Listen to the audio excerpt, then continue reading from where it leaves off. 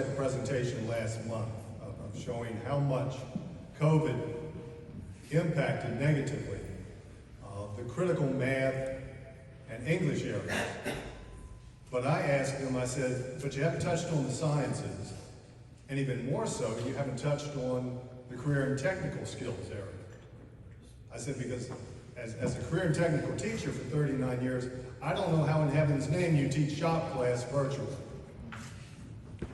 And I said, in talking with folks within the industry, they will tell you we have lost 2 years of workforce development from our school system.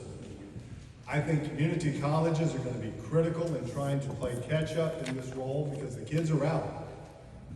I think the workforce is going to have to be critical in that of addressing, okay, we know we've got to do more training of these folks when they come to us because they didn't get it like they should have in the past.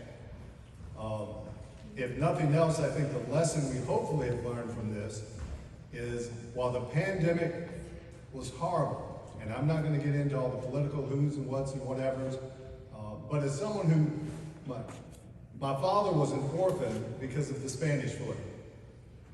So I recognize the medical trauma that was within our society. But you also have to look at, and at what cost are we going to try and address this problem? And I think to tell kids basically, oh, we're just not going to worry about you being educated for a couple of years because you can sit in front of a computer, and by the way, stuff you send in, it won't matter whether it's good, bad, or otherwise, we're going to approve it. My youngest son, whose daughter's in middle school, she came home last school year after a virtual year in Henrico and had all straight A's. And he candidly had the conversation with her, Abby, you know you didn't earn all straight A's. Because it's like everybody gets a trophy. Everybody gets a medal. Everybody's going to pass. And that's not realistic in an education world. We've got to hold them accountable. And that's part of the challenge of playing catch up within that, holding them accountable to certain standards. God is good, and I did teach during the pandemic, so that's not something I'll ever forget.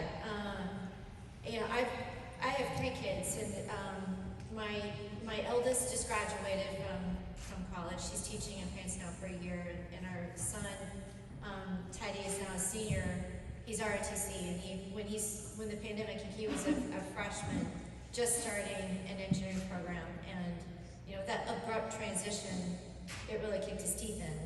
You just cannot take Calc 2 online and Physics 2, and this was really tough. And then our youngest was in 5th grade, and just now having algebra concepts introduced, and then I was teaching elementary. So I got this, I think, worldview from every level, from elementary, middle school, and then the kids in college, and so. I don't think any of this was a surprise to us when we see that the learning loss was profound. It was probably more a question of how bad is it, really, and where are we, really? And I'm not entirely sure I completely trust the data that we have before us that it's as bad as we saw.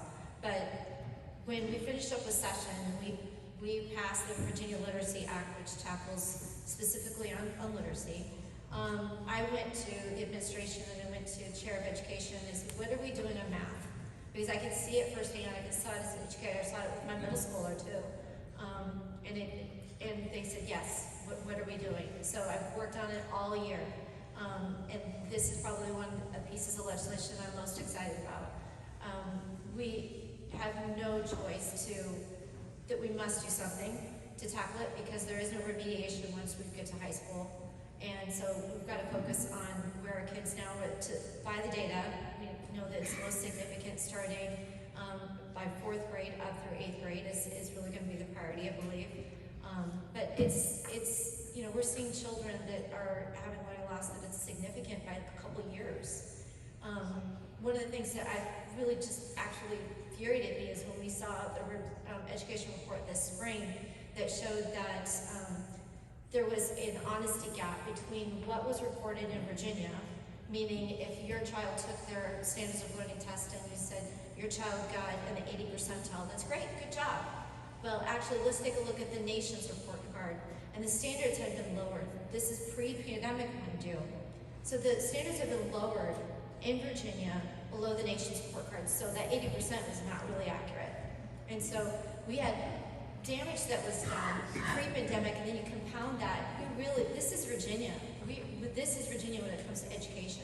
We have to do better than this. We have no choice. And it's going to take a pretty significant investment on our part, but if we're talking about workforce development and we're talking about having a pipeline that in Virginia we can bring in these critical industries, and we're going to be marketable, and we're going to be able to attract them to come in, we must be able to have that workforce ready to go. They have to be coming in at the community college level or the four-year college level, or if they're going to be on that track for the trades. I mean, we're all fishing from the same pond, but they've got to be ready. And clearly, we know that algebra fluency is essential by the time where the kids are finishing 8th grade. This is a gatekeeper when it comes to the computer languages, to more advanced math classes, to the sciences. This is essential, and we know this. And not every state in the country is applying that. Some of them figured it out.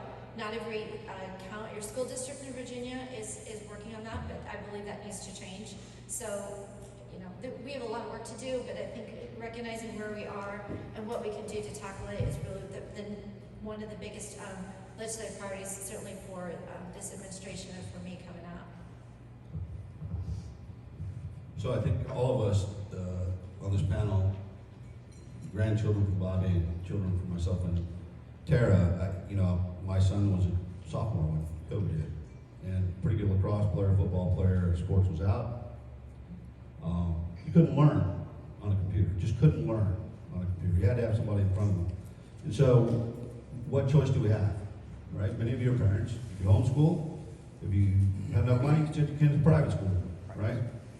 Because private schools most of them were still open, and we made that decision, and I'm glad we made that decision. So the first thing I think we have to do as a legislature, and we've started that process with JLR, is to look at the impact that COVID had on that generation. Because every child that was in school that's coming up had a 2-year gap in their education as far as I'm concerned. How do we catch them up as quickly as possible? We don't do that by lowering the standards. We have to make sure we have plenty of employees and teachers that want to teach, that are capable of teaching. That's a real challenge that we have. You all have that as far as employees go. At my State Farm, I was without extra staff for almost a year and a half before I could hire people to come into the office and actually get back to work. And so our educators, same thing. All of our schools, they're starving for teachers to come in. So we've got to look at that overall and figure out where we have to do. We have to create more educational opportunities. We can't just now fold back in and say, hey, we're all back in school, now your kid has to be in this school. Because there were some kids who just thrived in distance learning. I know kids who just excelled at it. And now you're going to cut that off from them. I don't think that's right. I think we need to look at it holistically now. I think COVID radically changed the way we have to view education and the way that we work in today's society. Because look, it's not going away. And what we have to do is make sure that we are prepared for tomorrow when it hits again. Maybe it's not COVID, maybe it's something else. But we just went through this. And if we as leaders don't plan and prepare for the next time this comes, then we're just going to repeat the effects of what just happened. And so my greater fear is that we're just going back to status quo and what we used to do, and that's not okay. We need to take the good, jettison the bad, and fix to make sure if and when it does happen again, that next generation of students, those kids don't miss out, that we have systems in place. And that's going to have to broaden people's ideas on how education is conducted. It can't just be all, they got to be in the classroom, or they can't be homeschooled. We have to create an environment that's conducive for all children. And we have to raise the standard to be competitive with the rest of the world. Many of our fellow global countries were still sending their kids to school. They were still doing those things, and they're exceeding the United States as far as where our kids are. I couldn't agree more with my colleagues on our local community colleges. Cost is cheaper. When you start looking at an education at a 4-year institution with no possibilities of employment afterwards, it's taking on $150,000 of debt smart. It's not smart for me as a business guy. Tara has one that's on ROTC. I have my youngest is now in ROTC. If it wasn't for that, he'd be at home going to community college till he transferred into a four-year institution. And so we have to create those opportunities, educational opportunities, for the lowest common denominator to the person who wants to excel the best. That's my